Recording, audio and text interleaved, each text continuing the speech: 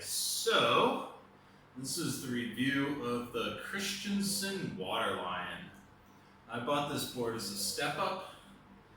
So I got this. This is 6'6" by 20 by 2 3/4.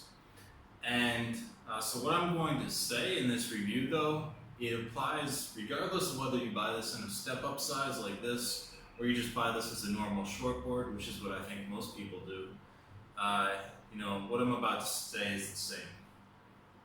So I don't think there is actually any review on YouTube of this board, so I'm going to go into a bit of detail and hopefully make up for everyone else failing to review this board. So just right off the bat, look at this thing. I love how Christensons look. This is stock, I don't know what you call it, paint, whatever. I think it looks fantastic, so that's one thing. But okay, so before this, my step up was a Ghost. I loved the Ghost. I thought it was an awesome board. For me, it was a really, really awesome board. But I snapped that and I decided to get this. Now, the drawback of this board is that this is a board designed for really good waves, powerful hollow waves. And not that that's a drawback. I mean, it works really good in that situation. But what was great about the Ghost was that it was a little bit more versatile, and you could use it in a lot of different situations. And it would work whether it was waist high or double overhead. That's kind of what they write on the website, the marketing material. It works for all these different size waves. But for the Ghost, that was actually true. It lived up to its marketing hype. And I liked that a lot because I'm sure this has happened to anyone who surfs a lot. You bring your step up, you think it's going to be pumping, you get out there and it's actually like chest high or something. Or like it's awesome for half an hour and then the waves just kind of shut down. But you can still surf it with the Ghost because it's a really good board and it works in everything. This is not really going to work so well in like smaller, weaker surf. So if you bring it out and the waves turn out to be not so good, I mean, obviously you can ride it in anything. It's just not going to work very great in waves that aren't pumping. And actually, how this board feels to me, this board feels, although it's supposedly like a short board or whatever, this thing feels like a gun. This thing feels so locked in on big waves. It feels so comfortable on big waves that I would describe it like more as a gun than a short board. So yeah, it's got lots of rocker. Rocker in the back too. It has a baby squash tail, which I'm sure you're familiar with. Christenson hypes that up a little bit. The squash tail gets you a bit more release. It is pretty easy to turn. Definitely found that. So Christenson, on his website, he says that this is designed for overhead, but you can push it to double overhead. This is a double overhead board all fucking day long. Like, no problem whatsoever. If you could get this like in a bigger size and maybe just round out that squash tail into a pintail, you could put this in triple overhead, I think. I mean, this is just, it handles surf like no problem whatsoever. Yeah, it feels really good. But like I said, it needs that good wave to come alive.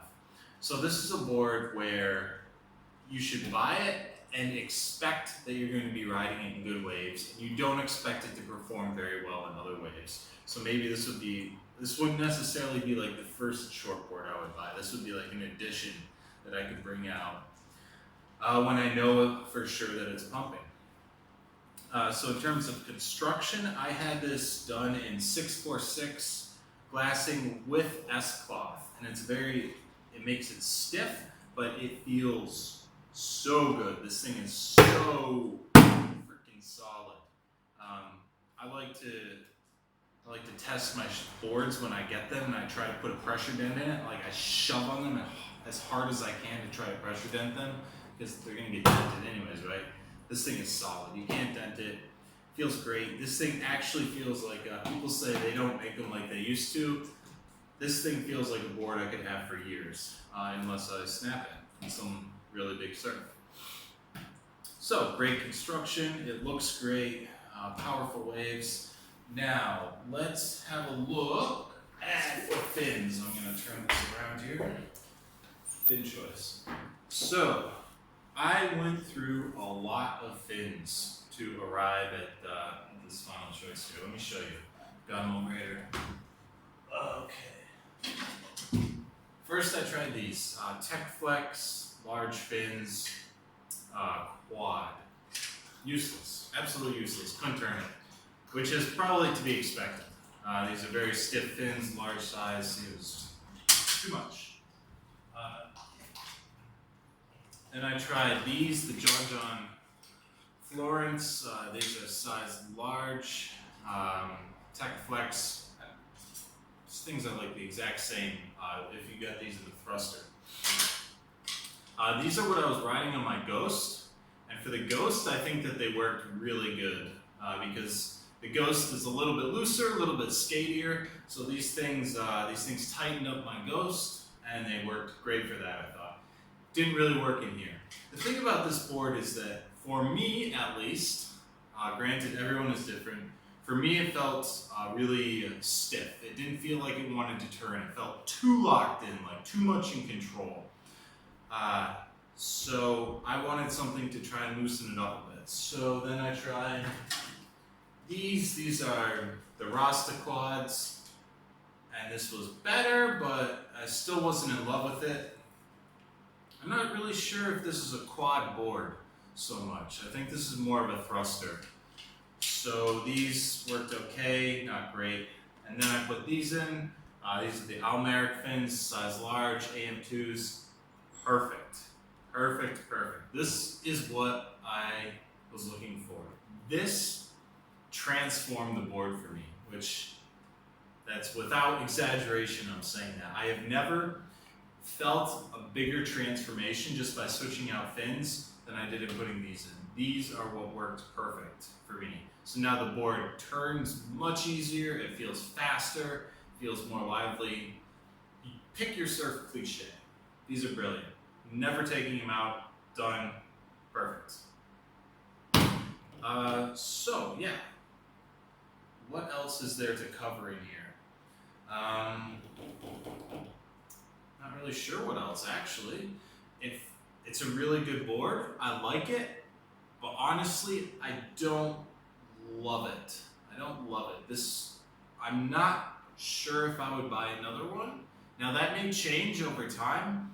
As I get used to it, it may grow on me some more, but at this point at least, I'm not sure I would buy another one. I think that if I snapped this, I would buy another Ghost, honestly. I really, really like the Ghost. But if you want something to ride hollow waves and you're looking for a Christenson board, you can get this. And it is really good, without a doubt. So maybe I can just end this review real quick by taking my 3 pounds of fins, putting them over here. Perhaps I can just bring out the Carrera and make a few comparisons.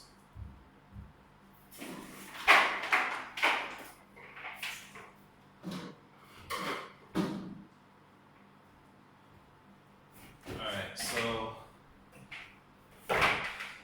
we've got the Waterline versus the Carrera. Pretty similar boards, but definitely some differences. So obviously the Carrera has a pintail.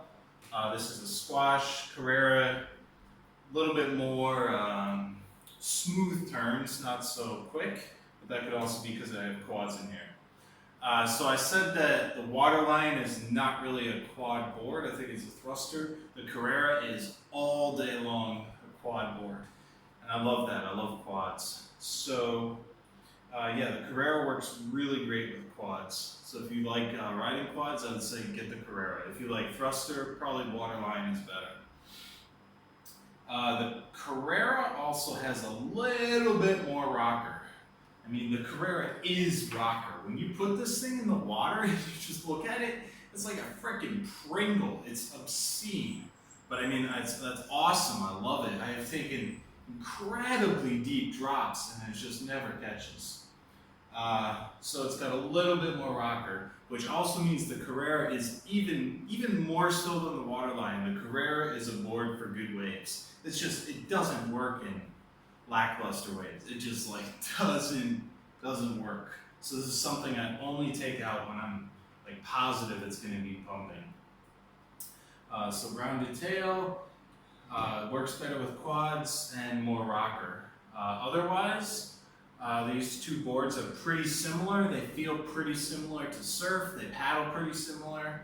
I would say they have a lot more similarities than differences.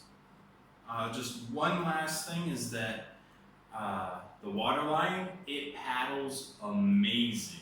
Absolutely amazing. Like, leader for leader, I think you'd be very hard pressed to find a board that paddles better than this. So even though the Carrera is I'm usually taking this out when it's double overhead, I can definitely see myself even taking the waterline out to certain waves because it just paddles so well that I'm very confident I'll be able to get in early enough to make that wave. So if you have any other questions, you can leave a comment below. I generally answer all of the questions that people post. And whether you choose the Carrera or the Waterline, at some point you should definitely get a Christenson. They are the best.